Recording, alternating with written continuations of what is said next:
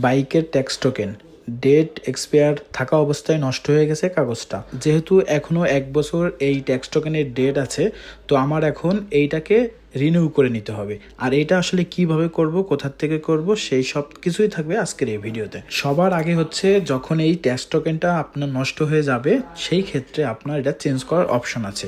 আর এইটা মাত্র 23 টাকা দিয়ে আপনি যে ব্যাংক থেকে আগেরবার ট্যাক্স টোকেন করেছেন সেই ব্যাংকে যদি আসতে পারেন বা সেই ব্যাংকে আপনি আসেন, তাহলে আপনার কাছ থেকে মাত্র 23 টাকা চার্জ নেওয়া হবে অ্যান্ড এই ট্যাক্স টোকেনটা আবার নতুন করে দেওয়া হবে। তো এইটা হচ্ছে ট্যাক্স টোকেনের রিনিউ করার একদম সহজ প্রসেসিং। অ্যান্ড আমি যেখান থেকে করেছি সেটাও আপনাদেরকে একটু বলে দিই। আমি করেছি মতিঝিল বকচত্বরের ওখানে এনআরবিসি ব্যাংকের থেকে। অ্যান্ড আমাকে জিজ্ঞেস করা হয়েছিল যে আপনি কোন ব্রাঞ্চ থেকে বা কোন ব্যাংক থেকে করেছেন।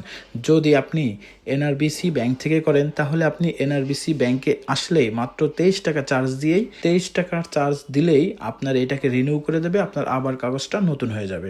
তো আশা করি আপনারা সবাই বুঝতে পারছেন। আজকের ভিডিও এই পর্যন্তই। আল্লাহ হাফেজ।